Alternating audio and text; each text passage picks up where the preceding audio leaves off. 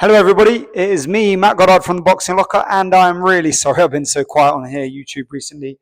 I've got so much going on, and I've got a massive new project coming on April 1st, which I'm going to talk about in another video. But for this video, I really want to talk about the whole situation with Frank Warren, Dana White, Zuffa, Turkey Al Sheikh, and all of these other different seller, all these people in this that are involved.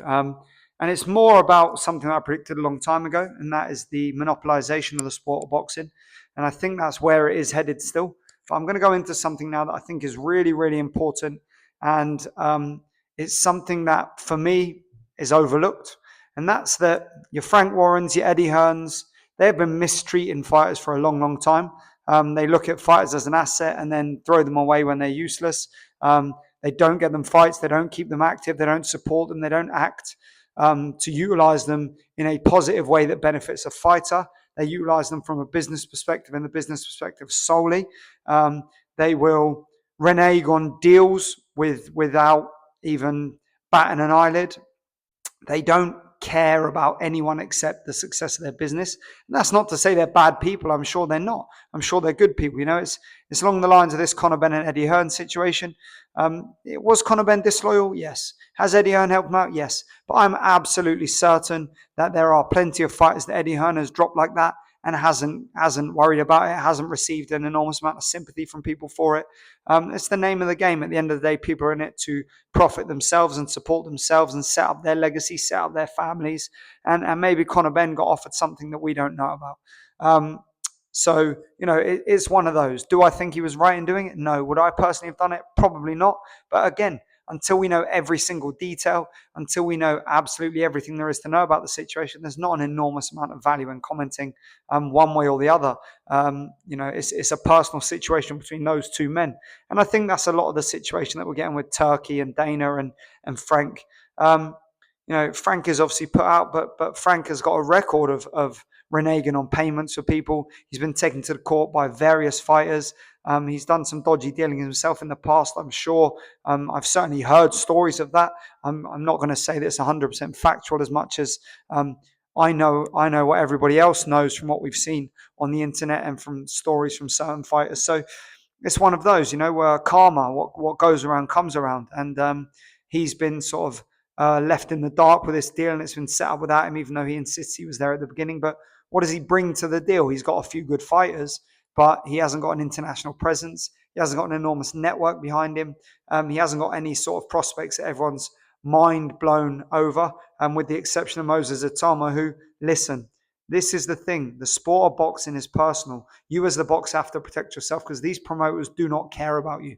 They care about you while you are making the money, as we saw with Conor Benn. Conor Benn was making Eddie Hearn a lot of money. He's a big name. The Ben Eubank fights, they make a lot of money, and it's valuable. But if Conor Benn had made no money, would Eddie Hearn have kept supporting him the way he did? Would he have given him that 100,000 or whatever he said he gave him? I don't know. I don't think so. But maybe Eddie's a different sort of person. I'm not entirely sure. As I said, this is no comment on the personality of these people one-to-one, on whether they're kind people one-to-one, or whether they're nice people on a personal level, because they may well be. But this sport is a business, and that's the reality of it. All of these people are making money. And for me, Turkey Al Sheikh very, very cleverly manipulated his way into the sport. Great strategy to get there. He learned about the sport, and he understood how the sport worked. He made great relationships along the way by meeting these promoters and then meeting the fighters on a one-to-one level and getting their phone numbers, being able to contact them directly. And he's got money that these other promoters can't even dream of. Now, can you at any point say that the fighters are at fault for taking more money, for being paid better, for being compensated better for putting their lives on the line? I don't think so. I think they need to do what's best for them, because Eddie Hearn isn't getting in the ring, Frank Warren isn't getting in the ring, Dana White isn't getting in the ring.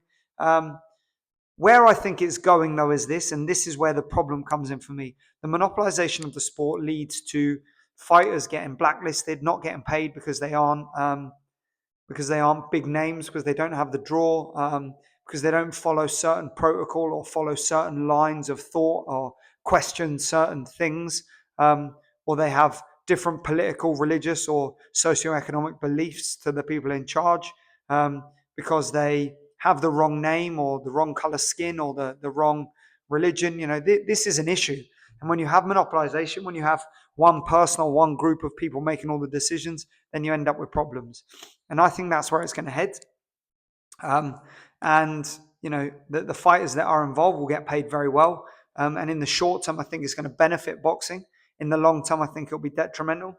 I think we're going to see a situation whereby people will be leaving Zuffa in 3 to 4 years and looking for smaller promoters like Golden Boy, like Matchroom, like Queensbury, like Warren. I don't know if Queensbury and Warren are the same thing. I think Warren Management and Warren Promotions. I don't know.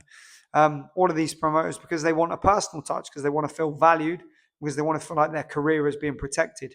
And so you end up with things like we've got with the UFC, which the UFC has got a fantastic setup. And it is brilliant. And it's great that guys get opportunities, and that when they lose, it doesn't matter if they're entertaining. That's fantastic. And I rate that, and I appreciate that. And I think it should be brought into boxing. But, somebody went and set up Bellator. Somebody went and set up PFL. Somebody has one championship. All of these organizations exist because people weren't being represented in the way that they felt they should be, or they didn't get the opportunities. They didn't think they were going to get the opportunities that they thought they were deserving of in the UFC. And then the same is going to happen in boxing. I spoke to my trainer, Trevor Francis, a long time ago about what he thought about the number of sanctioning bodies. And I was surprised. He said it was a very positive thing because it meant fighters had an opportunity to make more money. More belts meant more money for the fighters. And that's the most important thing. The people that are actually doing the work, that are laying their lives on the line, putting their health on the line, that are training, taking time away from their families, and that are spending, say, as an approximation, 10 years of their lives committed to a sport wholeheartedly, to the detriment of their social status, to the detriment of their familial relationships, to the detriment of relationships within friendships and their local communities, and their health and their mental well-being. How much do we see that suffer? And they are struggling with that for, say, 10 to 15 years at most. For what? For what compensation? Most fighters won't leave the sport millionaires. Most fighters won't leave the sport owning a house. Most fighters won't leave the sport having made the biggest paycheck of their life. Most are going to have to work second jobs or set up businesses or invest any money they earn into businesses so that they can keep working and earning. They have to beg for sponsorship. They have to fight for sponsorship. Their promoters don't help sell them, don't help sell their fights. They have to do that on social media. So what are they getting? And that's the most important thing. Fighters deserve the money. And for them, if they have to sell their souls to Zuffa, they have to sell their souls to Zone, to PFL, to whatever organization is in charge, then so be it. Because at the end of the day, they're the ones putting everything on the line, and they're the ones who, when they finish the sport, are going to be left alone and ignored out of the limelight, and everyone will forget about them. So that's my take on the whole thing. I rambled a little bit here or there, but hopefully you follow along. If you have any questions, let me know. Lots of different things to discuss there. And I'm going to try and do these a little bit more frequently. One more thing, please mark your calendars, April the 1st. I've got a project that's going to blow your minds, a 12-week structured program for you to grow as a boxer from zero to elite skills, not necessarily execution, but certainly elite skills, the ability to execute them in real time, and an understanding of the sport that will be unparalleled. If you like my content, if you like the way I coach, and if you love boxing, then this is big for you. So follow along, keep that date in mind, and keep an eye on what I'm posting across all the channels. Big love, everybody. I'll see you for the next video.